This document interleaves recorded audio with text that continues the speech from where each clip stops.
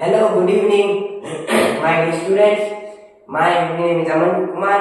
मेरा नाम अमन कुमार और मैं करता हूँ इसी के साथ हमारे प्यारे चैनल साइंस लीजेंड पे आप सबका स्वागत। और मुझे उम्मीद है कि अभी तक मेरा और आपका सफर अच्छा चल रहा होगा।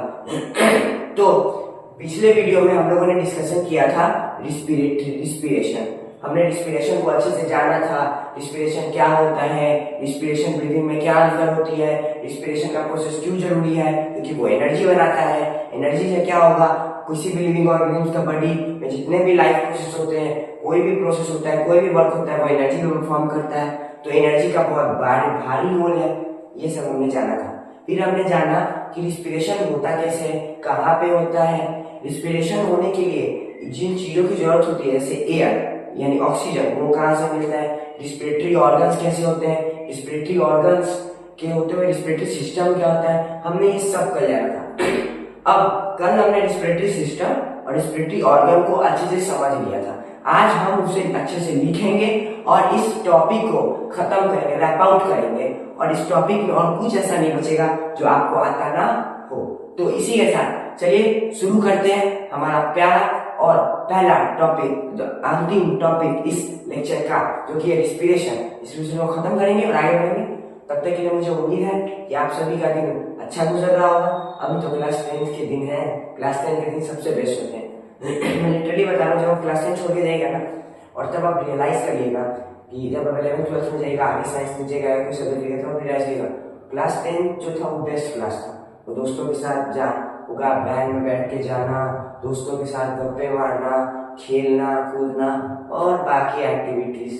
तो इसलिए ये देश में क्लास सबसे बेस्ट होती है। इसलिए मैं बोलूंगा पढ़िए, एंजॉय करिए और सब करिए। और चलिए इसी के साथ पढ़ते हो, ज्यादा पढ़ाई का लोड मत कीजिए, हम आपके साथ हैं। क्लास साइंस तो संभाल ही लेंगे और बाकी सब्जेक्ट में आप मत करें। तो इसी के साथ चलिए आते हैं, अब जानते हैं रिस्पिरेटरी ऑर्गन्स के एक एक पार्ट को डिटेल। सबसे पहले नॉस्ट्रिल्स।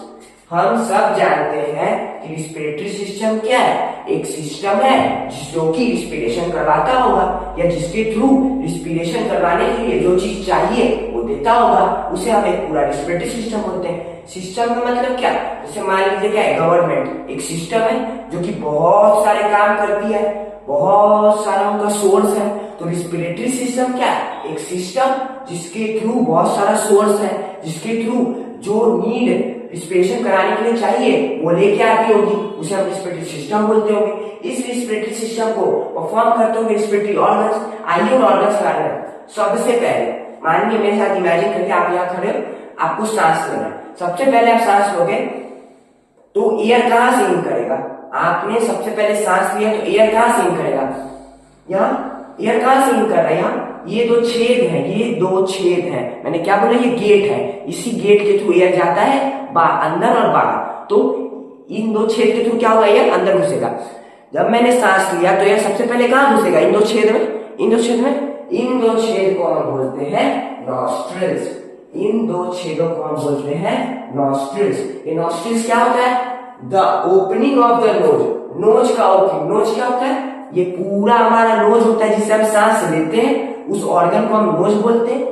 जिस ऑर्गन से हम सांस लेते हैं उस ऑर्गन को नोज बोलते हैं। ये पूरा नोज है। तो ये क्या बोल रहा है, the opening of nose, nose का ओपनिंग। ये देखिए, ये पूरा नोज है, इस नोज का ओपनिंग यानी ये दो जो है, ये दो जो छेद है, ये दो जो छेद है, the opening of the nose through which air enter. Nose का ओपनिंग यानी ये दो छेद जिसके थ्रू एयर घुसता है इनसाइड द रिस्पिरेटरी सिस्टम, यानी इस पूरे रिस्पिरेटरी सिस्टम में नोज से लेके लंग्स तक जो होता है उसे हम रिस्पिरेटरी सिस्टम बोलते हैं।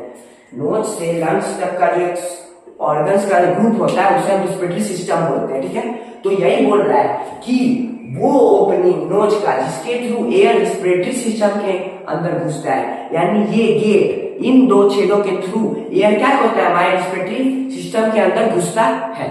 तो उसे हम कहते हैं नॉस्ट्रिल्स। उसे क्या कहते हैं, नॉस्ट्रिल्स। अब आगे, अब एयर इन दो छेद के अंदर घुसा। अब जैसे ही कोई आदमी गेट के उस तरफ जाएगा तो उसे गेट की तरफ, जैसे ही वो आदमी गेट की तरफ घुसेगा तो वो चलेगा। जैसे मान लीजिए कोई आदमी है, गेट खोला, गेट के उधर कुछ जमीन होगा, कोई सरफेस होगा जिसके थ्रू आदमी चल के आगे जाएगा। तो जैसा ही एयर अंदर घुसा, इसे एक रास्ता दिखा, इसे एक रास्ता दिखा, लॉन्ग नैरो ट्यूब लाइक रास्ता दिखा।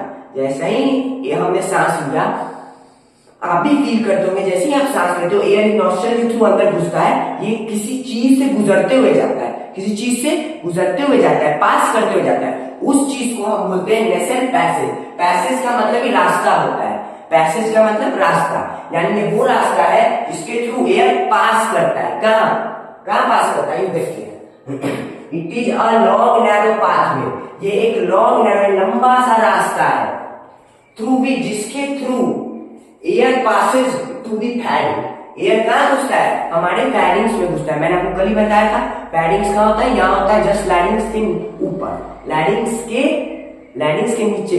लैरिंग्स के ऊपर क्या होता है, फैरिंग्स होता है, लैरिंग्स के नीचे फैरिंग्स होता है। मैंने आपको कल ही बताया था। तो ये वो रास्ता है जो कि सीधा जाके फैरिंग्स में घुसे, जिसके थ्रू एयर फैरिंग्स में घुसे, उसे हम कहते हैं नेसल पैसेज। उसे हम कहते हैं नेसल पैसेज, यानी वो रास्ता जिसके थ्रू एयर नॉस्ट्रिल्स के अंदर घुसते ही फैरिंग्स तक पहुंच जाए, उस रास्ते को हम बोलते हैं नेसल पैसेज। अब बात करते हैं अगला टॉपिक जो हमारा सीलिया। आप सभी ने देखा होगा कि आपके नोज के अंदर, आपके नाक के अंदर, यानी नेसल पैसेज के अंदर कुछ हेयर लाइक स्ट्रक्चर होता है, कुछ बाल होते हैं, हेयर लाइक स्ट्रक्चर होता है। उन हेयर लाइक स्ट्रक्चर्स को हम लोग सीलिया बोलते हैं। क्या बोलते हैं, सीलिया। इनका काम क्या होता है, जैसे मान लीजिए आप जब एयर को इनटेक करते हो, मतलब जब आप एयर को इनहेल करते हो, तो वो एयर कहां से आता है, एटमॉस्फेयर से आता है। उस एटमॉस्फेयर में बहुत सारे डस्ट पार्टिकल्स होंगे जो कि उस एयर से मिक्स होंगे। तो जैसे ही आपने एयर लिया, वो डस्ट पार्टिकल्स भी तो आपके नोज के अंदर घुसे। तो अगर वो डस्ट पार्टिकल्स आपके लंग्स में घुस गए, आपके पूरे रिस्पिरेटरी ऑर्गन्स में घुस गए, सिस्टम में घुस गए, तो आपके सेल्स टिश्यूज को डैमेज करेंगे, आपके ऑर्गन्स को डैमेज करेंगे और रिस्पिरेटरी सिस्टम को फेलियर कर देंगे।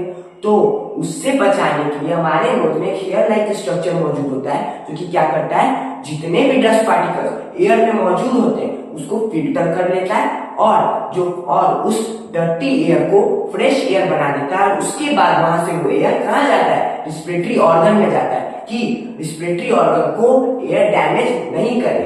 रिस्पिरेटरी ऑर्गन को बचाने के लिए सीलिया क्या करता है, एयर को फिल्टर कर देता है। तो सीलिया क्या है, इट इज अ फिल्टर है जो कि प्रेजेंट है हमारे नोज में, जो कि एयर को फिल्टर करता है। ठीक, अब इसके आगे जानते हैं। It is a hair like structure which is present inside the nose. Hair like structure है जो नोज के अंदर मौजूद है। It filters the air and trap the dust particle. ये एयर को फिल्टर करता है और डस्ट पार्टिकल्स को ट्रैप करता है। ट्रैप। अब आपने सुना होगा कि लोग लिखते हैं कि स्मोकिंग मत करो, तंबाकू मत खाओ। क्यों, कि स्मोकिंग और तंबाकू जब आप खाते हो तो वो आपकी जो सीलिया होता है, हेयर लाइक स्ट्रक्चर, उसको डैमेज कर देता है, उसको खत्म कर देता है। और एक बार अगर आपका सीलिया डैमेज हो गया, खत्म हो गया, तो आप जो भी एयर इनहेल करोगे वो डस्ट पार्टिकल्स के साथ आपके रिस्पिरेटरी ऑर्गन यानी लंग्स में पहुंचेगा। और जैसे ही वो लंग्स में पहुंचेगा आपके लंग्स को खराब कर देगा। और आपने कॉमन डिजीज सुना होगा, लंग्स कैंसर। लंग्स कैंसर होने का बहुत मेजर रीजन है कि उस इंसान का सीलिया डैमेज हो जाता है। वो इंसान इतना तंबाकू स्मोकिंग करता है, उसके सीलिया जो होते हैं वो खत्म हो जाते हैं, फिनिश हो जाते हैं, डैमेज हो जाते हैं। ठीक है। अब दूसरा फैरिंग्स। फैरिंग्स क्या है, it is a common passage through which food and air both pass. मैंने आपको कल ही बताया था, फैरिंग्स जो है वो कॉमन पैसेज होता है जिसके थ्रू फूड और गैसेज दोनों एयर दोनों पास करते हैं। सीलिया मैंने आपको पहले बताया था, फैरिंग्स एक कॉमन पैसेज होता है, सामान्य रास्ता होता है जहां पे दोनों प्रेजेंट होते हैं, एयर भी और फूड भी, दोनों वहीं से सेपरेट होते हैं। ठीक। और इसके पास एक चीज होती है, इसे ग्लोटिस कहते हैं, जो कि विंड पाइप को बंद कर देता है जब हम खाना खा रहे होते हैं, कि खाना जो है वो विंड पाइप में ना घुसे। Clear. Larynx, it is a sound box. मैंने आपको बताया था, ये जो आपको दिखाई दे रहा है, ये इसे हम लैरिंक्स कहते हैं। ये हमारा साउंड बॉक्स भी है, इसे आप एडम्स एप्पल भी कर लीजिए। इसका काम क्या है, it is a sound box which contain epiglottis, जो कि एपिग्लोटिस को कंटेन करता है। अब एपिग्लोटिस क्या होता है, एपिग्लोटिस का काम क्या होता है, ग्लोटिस का उल्टा। ये फूड पाइप को बंद कर देता है जब हम सांस ले रहे हैं, कि एयर फूड पाइप में इंटर ना करे, उसे डैमेज ना करे। ठीक है भाई। ये sound box which contain epiglottis is close the wind pipe when we breath. It connect pharynx to trachea. यही फैरिंग्स को ट्रेकिया से जोड़ के रखता है। नेक्स्ट क्या बोला, यही फेरिंग्स को यानी जो लैरिंग्स के ऊपर है उसे ट्रेकिया से कनेक्ट करके रखता है, यानी ये कनेक्टर भी है जो कि दो अलग अलग चीजों को कनेक्ट करता है। कौन दो चीज अलग अलग, एक फेरिंग्स और एक ट्रेकिया। ठीक है, अब आगे अब बात करते हैं trachea. It is a wind pipe. Trachea और कुछ नहीं है, जैसे फूड पाइप का दूसरा नाम इसोफेगस है, वैसे ही विंड पाइप का नाम ट्रेकिया है। It is a wind pipe through which air enter into both lungs. ये विंड पाइप है जिसके थ्रू एयर जो है वो दोनों लंग्स में इंटर करता है, दोनों लंग्स में इंटर करता है। इसकी लेंथ 10 से 12 सेंटीमीटर होती है, इसकी ब्रेथ 2 से 3 सेंटीमीटर होती है। अब आगे, अब इमेजिन करिए फिर से, एयर गया नेशनल पैसेज से होते होते होते फेरिंग्स में, फेरिंग्स कॉमन पैसेज है, फेरिंग्स से कहा जाना है विंड पाइप में तो फेरिंग्स से जो एयर है वो लैरिंग्स में गया, यानी विंड पाइप में, लैरिंग्स से होते होते होते होते ट्रेकिया में पहुंचा, यानी विंड पाइप में। ट्रेकिया से होते होते होते होते होते होते होते होते होते कहां पहुंचा, लंग्स में। लंग्स में मौजूद होता है ब्रोंकाई। ब्रोंकाई क्या है, दो ब्रांचेस है, ट्रेकिया के दो ब्रांचेस है। यहां तक ट्रेकिया एक है, यहां के बाद ट्रेकिया अलग हो जाता है, ट्रेकिया के दो ब्रांचेस हो जाते हैं। एक ब्रांचेस लेफ्ट लंग में लेके जाता है, दूसरा ब्रांच राइट लंग में एयर को लेके जाता है, उन्हें डिस्ट्रीब्यूट करता है। ठीक, यही यहाँ पे लिखा है, two main branches of trachea that carry air into lungs. ये दो ब्रांचेस है ट्रेकिया के जो एयर को दोनों लंग्स में लेके जाते हैं। ठीक, अब ब्रोंकाई, अब ये जो ब्रोंकाई है इसके फर्दर बहुत सारे डिवीजन होंगे, इसके फर्दर बहुत सारे डिवीजन होंगे और ये बहुत स्मॉलर ब्रांचेस में कन्वर्ट हो जाएगा, ब्रांचेस में, गुच्छों में कन्वर्ट हो जाएगा। और इन गुच्छों के थ्रू जो एयर है वो पूरे लंग्स में डिस्ट्रीब्यूट हो जाएगा, पूरे लंग्स में डिस्ट्रीब्यूट हो जाएगा। और इस ब्रोंकाई के ऊपर, इस ब्रोंकाई के टिप पे एक बलून लाइक स्ट्रक्चर मौजूद होता है, millions of balloon like structure, millions of sac like structure, जिसे हम एल्वेलाई करते हैं, जिसके थ्रू जो ऑक्सीजन है या कार्बन डाइऑक्साइड का एक्सचेंज होता है लंग्स में। आइए दोनों क्या कर जाते हैं, bronchi, smaller branches of bronchi that distribute air into whole lung. Bronchi का स्मॉलर ब्रांचेस है, बहुत सारा ब्रांचेस, गुच्छा, जो कि क्या करता है, एयर को डिस्ट्रीब्यूट करता है होल लंग्स में, पूरे लंग्स में। ठीक है, दूसरा alveoli, tiny balloon like structure या sac present at the tip of bronchioles. ये क्या है, टेनी बलून लाइक स्ट्रक्चर है, छोटा छोटा बलून लाइक स्ट्रक्चर है, यह सैक लाइक स्ट्रक्चर है जो कि प्रेजेंट होता है eight the tip of bronchioles, bronchioles की टिप पे, थ्रू विच, जिसके थ्रू एक्सचेंज ऑफ गैसेज होता है, गैसेज का एक्सचेंज होता है। कौन से दो गैसेज, CO2 और O2 का एक्सचेंज होता है कहां, लंग्स में। अब CO2 और O2 का एक्सचेंज कैसे होता है ये मैं आपको बताऊंगा, तब तक आप इसे लिख लीजिए फटाफट। तो चलिए आइए अब समझते हैं एल्वेलाई को डिटेल में। हमने इससे पहले जो लिखा था उसमें हमने पूरे रिस्पिरेटरी ऑर्गन्स को तो जान लिया, मगर कुछ रिस्पिरेटरी ऑर्गन्स बच गए जो कि स्पेशल है, जो कि रिस्पिरेटरी सिस्टम में बहुत अहम रोल अदा करते हैं, बहुत मेजर कंट्रीब्यूशन है उनका रिस्पिरेशन में, उनके बारे में डिटेल से जानते हैं। तो आइए, तो जो सबसे पहला मेजर ऑर्गन है जो कि रिस्पिरेटरी सिस्टम की जान है, इसकी वजह से रिस्पिरेशन का प्रोसेस हो पाता है, वो है एल्वियोलाई। आप सब ने सुना होगा एल्वियोलाई का नाम कभी ना कभी। देखिए एल्वियोलाई क्या होता है, ये बलून लाइक स्ट्रक्चर होता है। क्या होता है, बलून लाइक स्ट्रक्चर होता है। आप इसे बलून लाइक बोलिए, सैक लाइक बोलिए, जो कि ब्रोंकियोल्स के टिप पे मौजूद होता है, ब्रोंकियोल्स के टिप पे। इसका काम क्या होता है कि ये विलाई की तरह, ये बिल्कुल विलाई की पिक्चर इमेजिन करिए। विलाई और एल्वियोलाई अलग नहीं है, दोनों सेम है। ये भी विलाई की तरह चारों तरफ से ब्लड वेसल्स से घिरा हुआ है, सेपरेट घिरा हुआ है। क्या है, घिरा हुआ है। लॉट ऑफ ब्लड वेसल्स जो है इससे कनेक्टेड है। ब्लड वेसल्स में ब्लड कैपिलरी है जो चारों तरफ से घेर रखा है, जिसकी वजह से इसका जो सरफेस एरिया है वो बढ़ जाता है, इसका सरफेस एरिया बढ़ जाता है। और ये क्या करता है, अपने पास से ऑक्सीजन को लेता है, ब्लड में देता है और ब्लड से कार्बन डाइऑक्साइड ले लेता है। अब इस प्रोसेस को समझने के लिए आइए समझते हैं ये होता क्या। सबसे पहले walls of alveoli are only one cord thick and provide a surface where the exchange of इस सबको छोड़िए और यहां समझिए कि प्रोसेस होता है।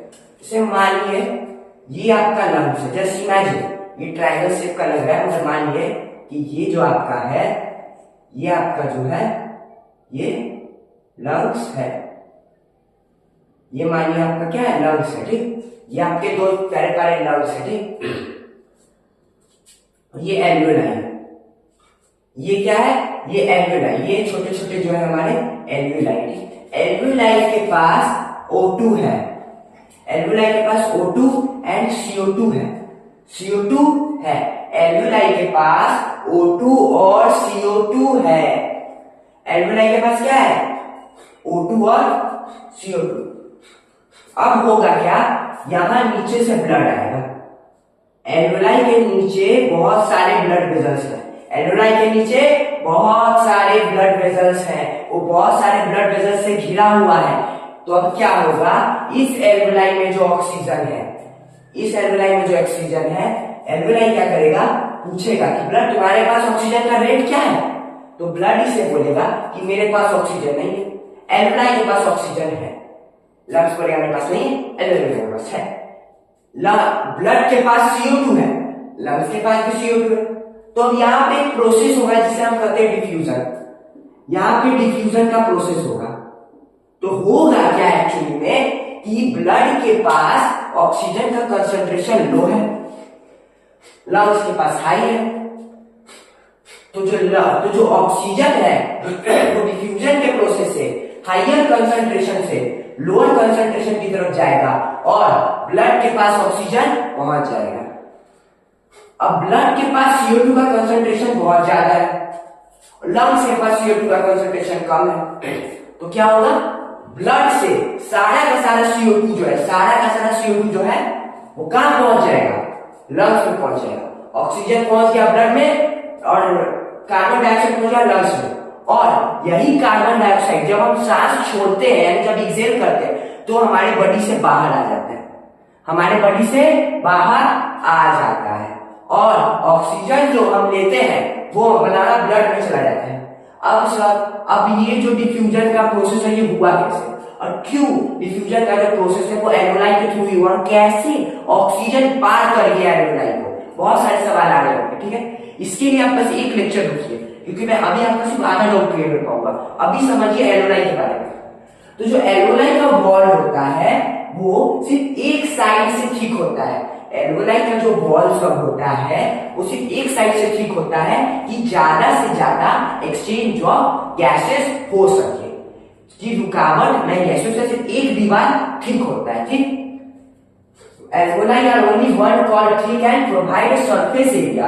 और क्या होता है, क्योंकि एल्वियोलाई के चारों तरफ ब्लड वेसल से घिरा हुआ है, उसका सरफेस एरिया बढ़ जाता है, वो ज्यादा से ज्यादा गैसेस का एक्सचेंज कर पाता है, और ज्यादा से ज्यादा O2 ब्लड को देता है, CO2 ब्लड से लेता है by the process of diffusion, ठीक है।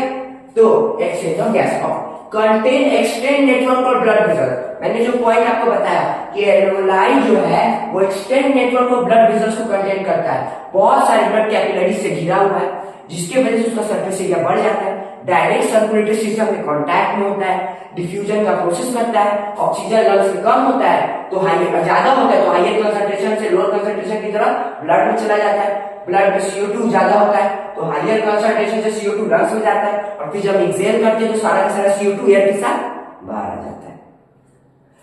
तो वही यहाँ लिखा हुआ है contain extend network of blood vessel, blood vessel का बहुत एक्सटेंड नेटवर्क पकड़ता है, इसका सरफेस एरिया बढ़ जाता है, which helps in exchange of gases, जो कि गैसेस के एक्सचेंज में मदद करता है। ये था एल्वियोलाई। मैंने आपको बता दिया एल्वियोलाई में कैसे एल्वियोलाई की मदद से एक्सचेंज ऑफ गैसेस होता है, डिफ्यूजन के प्रोसेस से होता है, एल्वियोलाई का वॉल थिन होता है जिसकी वजह से इजीली पास आउट कर जाता है। और मैं अभी के लिए आपको कमाल की बात बता दूं कि ये जो एक्सचेंज ऑफ गैसेस हो रहा होता है वो एक जगह की खास जगह की प्लेस पे हो रहा होता है, एक खास जगह के प्लेस पे हो रहा है जिसे हम लोग कैपिलरीज बोलते हैं, जिसे हम लोग कैपिलरीज बोलते हैं। मैंने बोला कि ये जो डिफ्यूजन का प्रोसेस हो रहा है ना तो ये ब्लड वेसल्स में हो रहा है, ना तो आर्टरी में हो रहा है, ना वेन में हो रहा है, ये जो प्रोसेस हो रहा है ये ब्लड कैपिलरीज में हो रहा है। और कैपिलरीज में आपको जान के हैरानी होगा कि बॉल्स नहीं होते, क्योंकि कैपिलरी में बॉल नहीं होते इसलिए कोई दीवार नहीं है। मान लीजिए मैं यहाँ पे एक दीवार खड़ा कर दूं तो क्या गैस इसके थ्रू जा पाएगा? गैस भी मास है, उसका भी गैस भी क्या है, मास है, उसका भी अपना कुछ वेट होगा, तो क्या कोई दीवार को पार कर सकता है? अगर यहाँ डिफ्यूजन का प्रोसेस हो रहा है यानी गैसेस यहाँ से यहाँ जा रही है, तो यानी यहाँ पे कोई दीवार नहीं होनी चाहिए। अगर मैं यही प्रोसेस आर्टरी में करूं तो आर्टरी का बॉन्ड होता है वो गैस को रोक लेगा, वेन में करूं तो गैस होता है रोक लेगा। लेकिन ये प्रोसेस कैपिलरी में हो रहा है, कैपिलरी में बॉन्ड नहीं होते, तो क्योंकि कैपिलरी में बॉन्ड नहीं होते तो ये जो गैसेज है जब ऑक्सीजन हाइयर कंसंट्रेशन लंग से ब्लड में जा रहा होता है तो यहाँ कोई बॉन्ड नहीं होता, तो इजीली ब्लड में चला जाता है। कार्बन डाइऑक्साइड जो कि ब्लड में होता है वो कैपिलरी के थ्रू जहां बॉन्ड नहीं होता वहां से इजीली लंग्स में चला जाता है। अगर बॉन्ड होता तो ना कार्बन डाइऑक्साइड इधर जा पाता, ना ऑक्सीजन इधर आ पाता, ना डिफ्यूजन का प्रोसेस इधर होता। तो एल्वोलाई का काम बस एक है, एक्सचेंज ऑफ गैसेस करना। डिफ्यूजन के प्रोसेस से ब्लड को गैस ऑक्सीजन देना, ब्लड से कार्बन डाइऑक्साइड देना। ठीक है, ये बलून लाइक स्ट्रक्चर का होता है, ब्लड प्रेशर से घिरा हुआ होता है, सरफेस एरिया बढ़ा देता है। इतना आप एग्जाम में लिख देगा, आपको नंबर मिल जाएगा। अब आएगा एक तबाही का टॉपिक, एक बेहतरीन, एक नायाब भी है, इसका नाम है हेमोग्लोबिन। जिसका नाम है हेमोग्लोबिन। अब आप सबके मन में एक सवाल आएगा कि सर मान लिए कि लंग्स से ऑक्सीजन ब्लड में आ गया, लंग से ब्लड में ऑक्सीजन आ गया, लेकिन ब्लड में ही ऑक्सीजन कैसे आया? आपने बोला कि डिफ्यूजन के प्रोसेस से हम किसी भी एक चीज को दूसरी जगह भेज सकते हैं, तो क्यों ना हम यही डिफ्यूजन की प्रोसेस करके direct lung organ to organ air को ऑक्सीजन को भेज देता है, क्या दिक्कत है? क्यों नहीं लंग्स डिफ्यूजन का प्रोसेस करके लंग्स हार्ट को ऑक्सीजन भेज देता है, डायरेक्ट पहले के मसल्स को ऑक्सीजन भेज देता है, ब्रेन को ऑक्सीजन भेज देता है। क्यों नहीं कर सकता डिफ्यूजन प्रोसेस? लंग्स को क्या जरूरी है क्रेडिट देने का? इसको ब्लड को डायरेक्ट भेज देगा खुद से। अब एक बात बताइए, आपका जो बॉडी है वो मल्टी सेलुलर ऑर्गेनिज्म है, मल्टी सेलुलर ऑर्गेनिज्म। आपके में ट्रिलियंस ऑफ सेल्स है, बहुत सारे ऑर्गन्स है, बहुत सारे टिश्यूज है, मिलियंस ऑफ टिश्यूज है। अब अगर ये डिफ्यूजन का प्रोसेस हम करेंगे तो क्या होगा कि डिफ्यूजन का जो प्रोसेस है वो एक स्लो प्रोसेस है। डिफ्यूजन का जो प्रोसेस है वो एक स्लो प्रोसेस है। मैंने क्या बोला? डिफ्यूजन का प्रोसेस एक स्लो प्रोसेस है। अगर मैं आपको एग्जांपल के थ्रू समझाऊं तो अगर ये हमारा मल्टी सेलुलर ऑर्गेनिज्म का बॉडी डिफ्यूजन का प्रोसेस फॉलो करेगा और डायरेक्ट लंग्स ऑक्सीजन को ऑर्गन टू ऑर्गन भेजेगा तो सालों साल बीत जाएंगे, सालों साल बीत जाएंगे, मगर लंग्स ऑक्सीजन को नहीं भेज पाएगा हर ऑर्गन पे एक तो सेम टाइम पे। तो क्या होगा? लैक ऑफ ऑक्सीजन होगा, लैक ऑफ एनर्जी होगा और बॉडी क्या होगा? फेल हो जाएगा, मर जाएगा। इसीलिए हेमोग्लोबिन की जरूरत है, क्योंकि डिफ्यूजन एक स्लो प्रोसेस है। इसे जनरली यूनिसेलुलर ऑर्गेनिज्म फॉलो करते हैं या फिर इसे छोटे एरिया में फॉलो किया जाता है, जहां पे जैसे लंग यहाँ क्या था? छोटा एरिया था, लंग्स और ब्लड दोनों कनेक्टेड है, दोनों बहुत करीब है। तो यहाँ मैंने डिफ्यूजन का प्रोसेस किया और इसमें से क्या किया? ऑक्सीजन को ब्लड में भेज दिया, ब्लड से CO2 ले लिया। तो यहाँ पे एरिया बहुत कम है तो डिफ्यूजन का प्रोसेस हो गया। ठीक, विलाई एरिया कम था, एकदम विलाई जो होता है वो स्मॉल इंटेस्टाइन के इनर लाइनिंग में होता है, एरिया कम था तो मैं डिफ्यूजन का प्रोसेस कर लिया, जल्दी हो गया। लेकिन लंग्स सोचिए यहाँ है, अब मान लिए आपको ऑक्सीजन जो है वो अपने टोई में भेजना है, टोई यानी अपने पैर के अंगूठे में भेजना है, तो बहुत ज्यादा दूरी है, बहुत ज्यादा डिस्टेंस है। और आपको कमाल की बात बताऊं, अगर लंग्स से डिफ्यूजन के प्रोसेस से आपके टोई तक भेजना होगा आपको ऑक्सीजन तो 3 साल लग जाएंगे सिर्फ ऑक्सीजन को जाने में। 3 साल लग जाएंगे, कितने? 3 साल लग जाएंगे ऑक्सीजन को सिर्फ लंग्स से टोई तक जाने में, और इतना तक में तो आप मर जाओगे। तो क्योंकि डिफ्यूजन एक स्लो प्रोसेस है इसलिए हमें कोई फास्ट प्रोसेस चाहिए, सफिशिएंट प्रोसेस चाहिए, सफिशिएंट मीडियम चाहिए जिसके थ्रू ऑक्सीजन पूरे बॉडी में फैल जाए। अब बताइए, पूरे बॉडी में आप सबको पता है आपके पूरे बॉडी में ब्लड फैला हुआ है, ब्लड आपके बॉडी के हर प्रत्येक एरिया में है, हर रीजन में ब्लड है, तो ब्लड से अच्छा तो कोई मीडियम है ही नहीं है ऑक्सीजन को पहुंचाने के लिए। तो इसीलिए हेमोग्लोबिन जो है वो एक सफिशिएंट मीडियम है ऑक्सीजन को पूरे बॉडी में फ्लो करवाने के लिए, हर ऑर्गन, हर टिश्यू, हर सेल्स तक पहुंचाने के लिए। तो आइए जानते हैं हेमोग्लोबिन। सबसे पहले हेमोग्लोबिन जो होता है वो एक रिस्पिरेटरी पिगामेंट होता है जो कि आपके ब्लड में मौजूद होता है और इसी के वजह से आपका ब्लड जो है वो रेड दिखता है। मैंने क्या बोला, रिस्पिरेटरी पिगामेंट है हेमोग्लोबिन जो कि आपके ब्लड में पाया जाता है और इसी की वजह से आपका ब्लड रेड दिखता है। अब याद रखिए रिस्पिरेटरी पिगामेंट है तो आयरन कंटेनिंग प्रोटीन, ये जो होता है वो आयरन कंटेनिंग प्रोटीन होता है, इसमें आयरन होता है प्रोटीन से मिलकर बना हुआ होता है, ठीक है। तीसरा, affinity of haemoglobin for various gases. अब आपके मन में एक और सवाल आना चाहिए कि सर डिफ्यूजन का प्रोसेस आपने कर दिया, ठीक है, लेकिन ये जो हेमोग्लोबिन होता है ब्लड में ये ऑक्सीजन को काहे लेके जाएगा? ये तो CO2 को भी लेके जा सकता है, CO2 को भी पूरे बॉडी में स्प्रेड कर सकता है, बहुत सारे गैसेस को ये करता होगा, तो फिर ऑक्सीजन में ऐसा क्या है? तो मैं बोलूंगा ऑक्सीजन से इसको लव है, ऑक्सीजन से इसको लव है, इसको ऑक्सीजन से लव बेइंतहा मोहब्बत करता है बेचारा अपना ये हेमोग्लोबिन। हेमोग्लोबिन को 3 गैसों से बेइंतहा मोहब्बत है, पहला कार्बन मोनोऑक्साइड, दूसरा ऑक्सीजन, तीसरा कार्बन डाइऑक्साइड। अब यहां खेला देखो, कार्बन मोनोऑक्साइड तो लंग्स के पास है नहीं, वो बॉडी को चाहिए नहीं, तो लंग्स के पास कौन से 2 गैसेस हैं? Oxygen, CO2। ऑक्सीजन और CO2 में से हीमोग्लोबिन को सबसे ज्यादा लव किससे है? ऑक्सीजन से, उसके पास CO2 से लव है, पहले ऑक्सीजन से लव है, तो अब क्योंकि इसे ऑक्सीजन से लव है तो जैसा ही ऑक्सीजन को देखेगा, जैसा ही ब्लड में ऑक्सीजन को देखेगा, ये पूरे ब्लड में ऑक्सीजन के फ्लो को पास कर देगा, ब्लड के थ्रू हर रीजन के ऑर्गन्स के पास ऑक्सीजन पहुंचा देगा।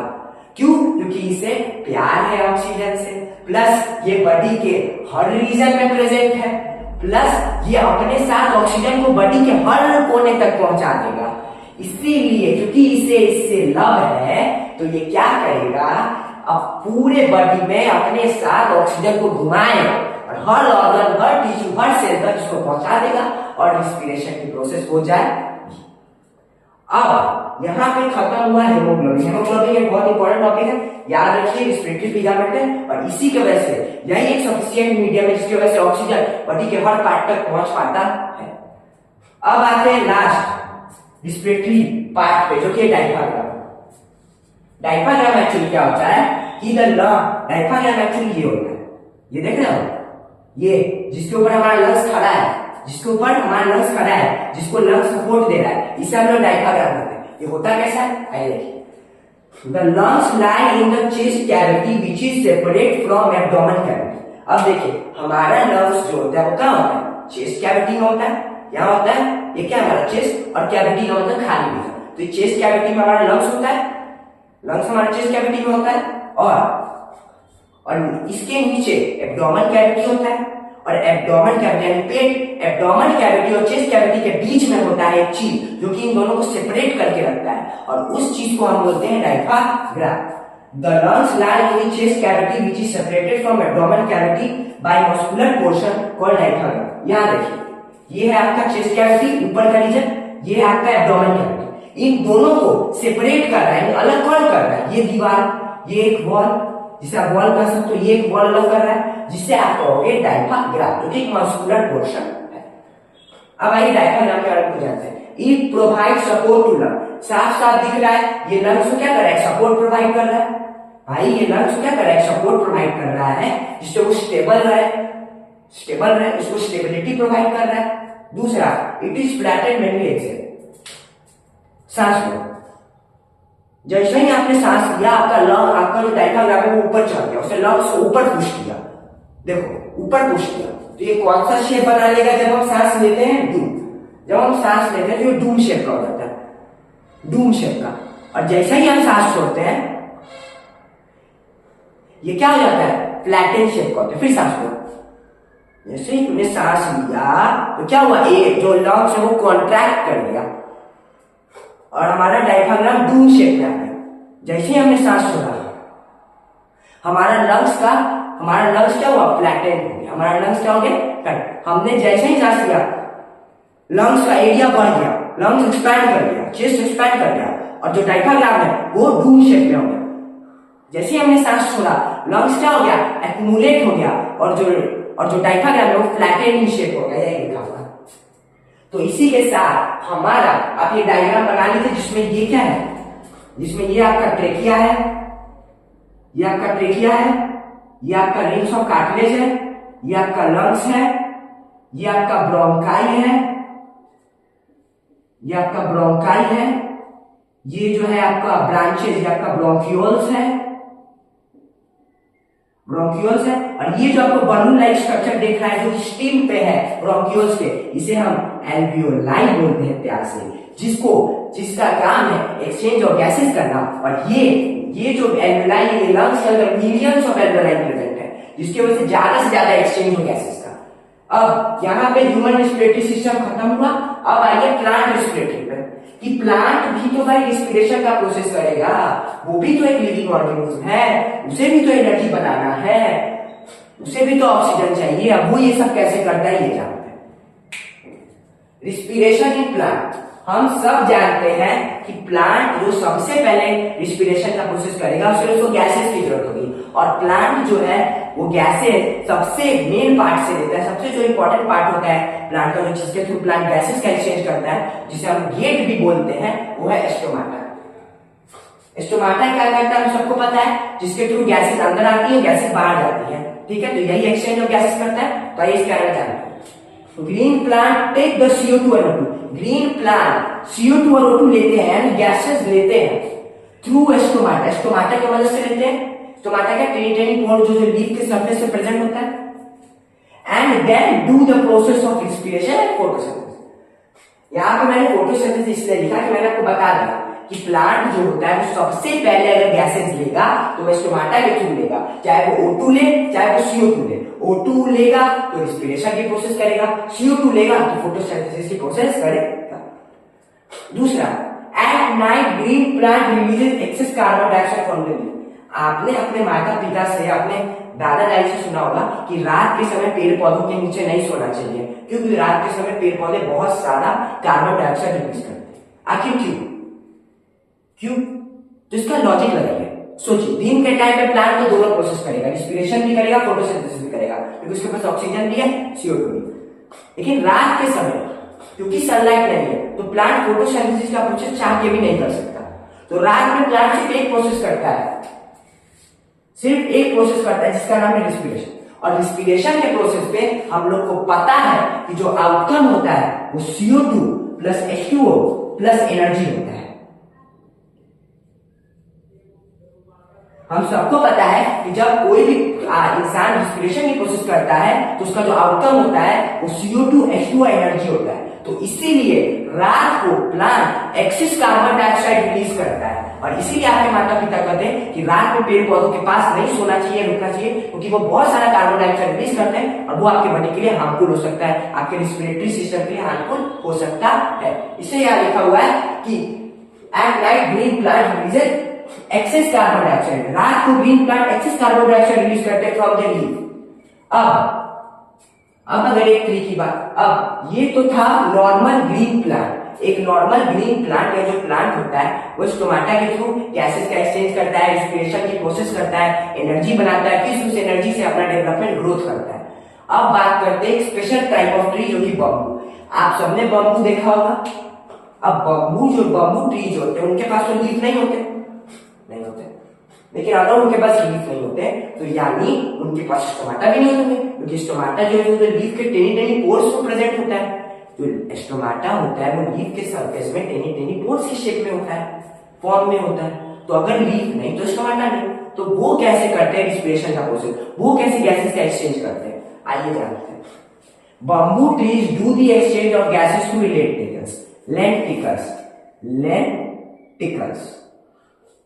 लेंटिकल्स का जो बम्बू ट्रीज होते हैं उनके जो कभी बम्बू ट्री देखेगा तो बम्बू ट्री के सरफेस पे छोटे छोटे छेद होते हैं, उन्हें हम लेंटिकल्स बोलते हैं। उन्हें हम क्या बोलते हैं? लेंटिकल्स बोलते हैं। ये जो बम्बू ट्री होते हैं ये उन्हीं छोटे छोटे छेद यानी लेंटिकल से गैसेस को इनहेल करते हैं और गैसेस को एक्सहेल करते हैं और रिस्पिरेशन की प्रोसेस से एनर्जी बनाते हैं और अपना ग्रोथ करते हैं। ठीक है, तो वही लिखा हुआ bamboo tree do the exchange of gases to lenticels की वजह से एक्सचेंज ऑफ गैसेस करते हैं। अब सबसे इंपॉर्टेंट पॉइंट जो कोई याद रखो, the availability of gases for plant is depend on climate, temperature and surrounding resources. अब कौन सा प्लांट कब ऑक्सीजन लेगा, कब CO2 लेगा, ये ना आप बता सकते हो ना हम बता सकते हैं। ये कौन बता सकता है? ये उस जगह का क्लाइमेट बता सकता है, उस जगह का टेम्परेचर बता सकता है, उस सराउंडिंग का रिसोर्सेज बता सकता है कि वहां पे ऑक्सीजन ज्यादा है, वहां पे कार्बन डाइऑक्साइड ज्यादा है। उस हिसाब से प्लांट जो होगा वो एक्सचेंज ऑफ गैसेस करेगा। अगर CO2 का रिसोर्सेज ज्यादा होगा तो प्लांट CO2 लेगा, अगर O2 का रिसोर्सेज ज्यादा होगा तो प्लांट ऑक्सीजन लेगा। तो ये ना आप बता सकते हो कि प्लांट किस समय क्या लेगा, किस गैस का एक्सचेंज करेगा, ना कोई बता सकता है। ये डिपेंड करता है क्लाइमेट पे कि टेम्परेचर कैसा है, नहीं मतलब मौसम कैसा है, टेम्परेचर तापमान कैसा है, और सराउंडिंग की रिसोर्सेज क्या है, नीड क्या है। ठीक है, एक और चीज लिख लीजिए कि नीड, कि उस समय प्लांट को नीड क्या है, उस समय प्लांट को नीड क्या है। अभी से आप जल्दी से एक बार लिख लीजिए, फिर हम आगे बढ़ते हैं। तो आइए अब हम जानते हैं कि वो कौन से बाकी ऑर्गेनिज्म है जो कि एनसीईआरटी में दिए हुए हैं, जिनके रिस्पिरेटरी सिस्टम के बारे में हम लोग को जानना है, और जानना है कि वो कैसे वेल डिफाइंड ऑर्गन्स नहीं होते रखते हुए भी रिस्पिरेशन की कोशिश कर पाते हैं, ऑक्सीजन को ले पाते हैं। और इस टॉपिक करने के बाद हमारा रिस्पिरेशन का टॉपिक खत्म हो जाएगा। तो आइए जानते हैं। तो सबसे पहला जो ऑर्गेनिज्म है वो हमारा है फिश। सबसे जो हमारा ऑर्गेनिज्म है वो हमारा फिश। फिश के पास हम लोग की तरह वेल डिफाइंड नोज नहीं होते, नॉस्ट्रिल्स नहीं होते, रिस्पिरेटरी सिस्टम नहीं होते, लंग्स नहीं होते, जिसके थ्रू वो रिस्पिरेशन का प्रोसेस करता है। तो वो कैसे रिस्पिरेशन का प्रोसेस कर पाता है वो हम जानेंगे। सबसे पहले gills are the respiratory organ for fish. Fishes के लिए जो रिस्पिरेटरी ऑर्गन होता है वो गिल्स होता है। जैसे हमारे लिए रिस्पिरेटरी ऑर्गन क्या है, लंग्स। हम लंग्स के थ्रू, लंग्स में जो एलोलाई है उसी के थ्रू ना गैसेस का एक्सचेंज कर पाते हैं, ब्लड को ऑक्सीजन दे पाते हैं, उससे CO2 ले पाते हैं डिफ्यूजन के प्रोसेस से। तो हमारा मेन काम क्या है, हमारा मेन रिस्पिरेटरी ऑर्गन कौन है, लंग्स, जो एयर को रखता भी है, जो एयर को निकालता भी है, जिसके थ्रू ऑक्सीजन ब्लड में जाता है, CO2 आता है। तो हमारा रिस्पिरेटरी ऑर्गन कौन है, लंग्स, जो कि सारा एयर का, जो कि सारा रिस्पिरेशन का काम करता है। तो इनमें जो रिस्पिरेटरी ऑर्गन है जो कि रिस्पिरेशन का वर्क करवाता है वो है गिल्स। गिल्स क्या करता है, देखिए ये मानिए फिश है, मेरी डायग्राम पे मत जाइएगा, डायग्राम थोड़ी सी खराब हो सकती है, बट जस्ट इमेजिनेशन घोस्ट मत कर लेना, मैंने फिश बनाया प्लीज। हाँ देखो ये फिश है, फिश के इनर लाइनिंग में, यहाँ पे इनर लाइनिंग में एक ऑर्गन अटैच होता है, एक ऑर्गन अटैच होता है जिसे ये क्या करके रखता है, इनक्लोज करके रखता है, जिसे ये इनक्लोज करके रखता है। जैसे ही इसको जब भी ऑक्सीजन लेना होता है ये अपना ये लैब खोलता है, अपना इन्वॉल्व जो लैब है उसको खोलता है, और गिल जो होता है वो क्या करता है कि वाटर में जितना भी ऑक्सीजन मौजूद है उसको क्या करता है, वाटर में से अलग करके अब्सॉर्ब कर लेता है। गिल क्या करता है, वाटर में, अब सबको पता है वाटर दो चीजों से मिलकर बना हुआ होता है, ऑक्सीजन और हाइड्रोजन से। तो ये क्या करता है, वाटर में से जितना भी ऑक्सीजन होता है उसको तोड़ के उसमें से सारा ऑक्सीजन निकाल के अपने अंदर अब्सॉर्ब कर लेता है और रिस्पिरेशन की कोशिश करता है ये गिल्स। गिल्स क्या किया, गिल्स निकला, जब उसको ऑक्सीजन का जरूरत है, ओवरलैप हुआ, ये दरवाजा खुला, गिल्स आया, गिल्स ने वाटर को तोड़ा, उसमें से सारा ऑक्सीजन निकाल लिया और रिस्पिरेशन की प्रोसेस की। तो ये रहा गिल्स, और गिल्स हमेशा एक कवर में बंद होता है, एक कवर से क्लोज होता है, ठीक है, जो कि जाके क्यों बंद होता है, क्योंकि वाटर के जो प्रेशर होता है उसे डैमेज नहीं करे, ये बच के रहे, इसीलिए। अब बात करते हैं दूसरे पॉइंट की। तो इस पे क्या लिखा हुआ, fishes take in oxygen which is dissolved in water through gills. क्या करते हैं, गिल्स की मदद से, गिल्स वो रिस्पिरेटरी ऑर्गन है फिश का, गिल्स की मदद से वो ऑक्सीजन को डिसॉल्व करते हैं, ऑक्सीजन को लेते हैं जो कि वाटर में डिसॉल्व होता है। वही लिखा हुआ, fishes take in oxygen, fishes oxygen लेते हैं जो कि वाटर में डिसॉल्व होता है थ्रू गिल्स, गिल्स के मदद से जो ऑक्सीजन वाटर में डिसॉल्व होता है उसको लेते हैं, ठीक है। दूसरा, availability of O2 is less in aquatic environment, so the breathing rate of aquatic organism is fast. ये जो पॉइंट है मैं इसमें स्टार मार्क लगा रहा हूं, ये बहुत ही इंपॉर्टेंट लाइन है, इस पे सीबीएसई बार बार क्वेश्चन पूछता है कि बताइए कि एक्वेटिक ऑर्गेनिज्म का ब्रीदिंग रेट फास्टर क्यों है as compare to terrestrial organism. तो उसका रीजन ये है कि एटमॉस्फेयर, यहां लिखिए, यहां पे देखिए,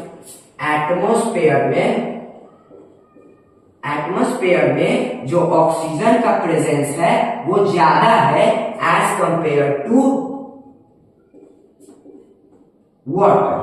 वाटर में ऑक्सीजन का जो परसेंटेज है, कंपोजिशन है, वो कम है एज कंपेयर टू एटमॉस्फेयर। तो आप सोच के देखिए, आप एटमॉस्फेयर में ऑक्सीजन बहुत ज्यादा है तो आप कम ब्रीदिंग करोगे, आपका जो सांस लेने का इंटरवल होगा, आपका ब्रीदिंग इंटरवल जो होगा वो स्लो होगा, क्योंकि सफिशिएंट ऑक्सीजन है, सफिशिएंट ऑक्सीजन प्रेजेंट है एटमॉस्फेयर में, आपको जितना ऑक्सीजन चाहिए उतना मिल रहा है, तो आप क्या करोगे, सांस एक अच्छे इंटरवल पे लोगे, आपको ज्यादा से ज्यादा समय मिलेगा दूसरा ब्रीदिंग के लिए। लेकिन वाटर में ऑक्सीजन का परसेंटेज कम है, लेकिन ऑक्सीजन का रिक्वायरमेंट फिश को उतना ही है जितना एक आपको है। फिश को उतना ही ऑक्सीजन चाहिए जितना टेरेस्ट्रियल ऑर्गेनिज्म को चाहिए, लेकिन क्योंकि उसका प्रेजेंस वाटर में कम है एज कंपेयर टू एटमॉस्फेयर, तो ज्यादा से ज्यादा ऑक्सीजन मिले, इसलिए फिश क्या करता है, ज्यादा से ज्यादा वाटर को लेता है, ज्यादा से ज्यादा ब्रीदिंग रेट, ज्यादा से ज्यादा वाटर को इंटेक करता है, ज्यादा से ज्यादा ब्रीदिंग करता है कि ज्यादा से ज्यादा क्या है, और वाटर को वो तोड़े और ज्यादा से ज्यादा वो ऑक्सीजन ले। मैंने आपको क्या बोला, एटमॉस्फेयर में ऑक्सीजन का प्रेजेंस ज्यादा है तो आपका जो ब्रीदिंग रेट है वो कम है। क्यों? क्योंकि आपको जितना ऑक्सीजन चाहिए वो आपको एक बार जब सांस लेते हो उसमें मिल जाता है, तो दूसरा और सांस लेने के लिए आपको टाइम मिलता है, आपका जब तक एनर्जी बन रहा होता है। लेकिन क्योंकि जितना ऑक्सीजन एक टेरेस्ट्रियल ऑर्गेनिज्म को चाहिए उतना ही ऑक्सीजन एक्वेटिक ऑर्गेनिज्म को चाहिए, ठीक है। लेकिन वाटर में ऑक्सीजन का प्रेजेंस कम है, तो फिश को ऑक्सीजन का प्रेजेंस पुराने के लिए, ज्यादा से ज्यादा ऑक्सीजन लेने के लिए क्या करना होगा, ज्यादा से ज्यादा वाटर लेना होगा, ज्यादा से ज्यादा वाटर को तोड़ना होगा, ज्यादा से ज्यादा ऑक्सीजन लेना होगा। तो उसके लिए वो क्या करेगा, अपना ब्रीदिंग रेट बढ़ा देगा कि ज्यादा से ज्यादा पानी को ले, उस जल्दी से जल्दी तोड़े और ज्यादा से ज्यादा ऑक्सीजन को वो इनहेल कर सके और रिस्पिरेशन की प्रोसेस कर सके। इसीलिए एक्वेटिक ऑर्गेनिज्म का ब्रीदिंग रेट फास्टर होता है, क्योंकि वाटर में ऑक्सीजन का प्रेजेंस कम होता है एज कंपेयर टू एटमॉस्फेयर। अब अगला जो ऑर्गेनिज्म है वो इंसेक्ट है, कि भाई ये कैसे लेता है ऑक्सीजन को, तो ये जानते हैं। Insect have a system of spiracles and trachea. Insect जो होता है वो दो चीजों से ऑक्सीजन को लेता है, पहला ट्रेकिया, दूसरा स्पाइकल्स। स्पाइकल्स मतलब जो जितने भी इंसेक्ट होते हैं उनके वो सारे इंसेक्ट के पंख होते हैं, विंग्स होते हैं, उन विंग्स में छोटे छोटे छेद होते हैं जिन्हें हम स्पाइकल्स बोलते हैं। और ट्रेकिया का मतलब है, ट्रेकिया का मतलब है उनका ऑर्गन, ट्रेकिया एक ऑर्गन है जिससे सांस लिया जाता है। तो ट्रेकिया और स्पाइकल्स की मदद से इंसेक्ट जो होता है वो ऑक्सीजन को लेते हैं, ठीक है। अगला फ्रॉग, अगला सबसे मजेदार ऑर्गेनिज्म जो है फ्रॉग, कि वो कैसे रिस्पिरेशन का प्रोसेस करने के लिए ऑक्सीजन लेता है। तो आइए, फ्रॉग इज एम्फीबियन। फ्रॉग एक एम्फीबियन, एम्फीबियन वो ऑर्गेनिज्म होते हैं जो कि लैंड पे भी रह सकते हैं एज वेल वाटर में भी रह सकते हैं। वो एक्वेटिक भी है, वो टेरेस्ट्रियल भी है, वो दोनों है, इसलिए उसे एक स्पेशल नाम दिया गया जो कि एम्फीबियन। फ्रॉग एक एम्फीबियन है जो कि it takes oxygen from skin, nose, trachea.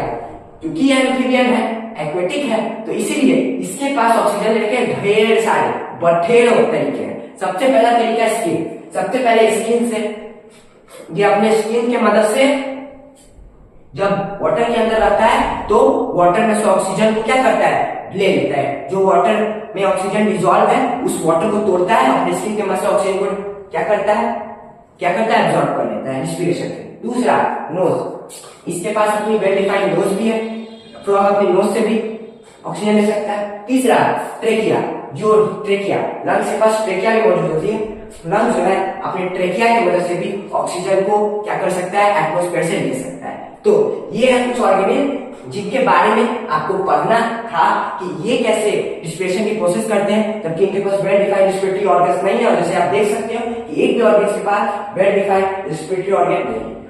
और बाकी नहीं, ये जो दो पॉइंट है, एक ये और एक ये, इन दोनों में मैंने स्टार मार्क लगाया। ये याद रखिएगा कि एक्वेटिक ऑर्गेनिज्म का जो ब्रीदिंग रेट होता है फास्ट होता है, क्योंकि वो क्योंकि वाटर में ऑक्सीजन का प्रेजेंस कम होता है। दूसरा, फ्रॉग जो होता है वो स्टीम ब्लोन ट्रेकिया से सांसें लेता है। तो आइए इसी के साथ हमारा एक और लाइफ प्रोसेस खत्म हुआ जिसका नाम है एक्सपीरेशन। मुझे उम्मीद है मैंने आपको अच्छे से पढ़ाया होगा, और अगर कोई भी गलती हो गई होगी तो आप कमेंट में लिख के बताइएगा, मैं अगली बार और से सुधारूंगा और बेहतर करने की कोशिश करूंगा। तब तक के लिए टाटा बाय बाय, और हो सके तो इस चैनल को लाइक सब्सक्राइब और जितने से ज्यादा लोगों तक हो सके शेयर कर दीजिए कि मैं उनकी मदद कर सकूं, उनका भी कॉन्सेप्ट क्लियर कर सकूं और उन्हें साइंस से प्यार करा सकूं। तो तब तक के लिए राम राम साइंस माय भाई मोहन, तब तक के लिए मिलते हैं next video, tata bye bye.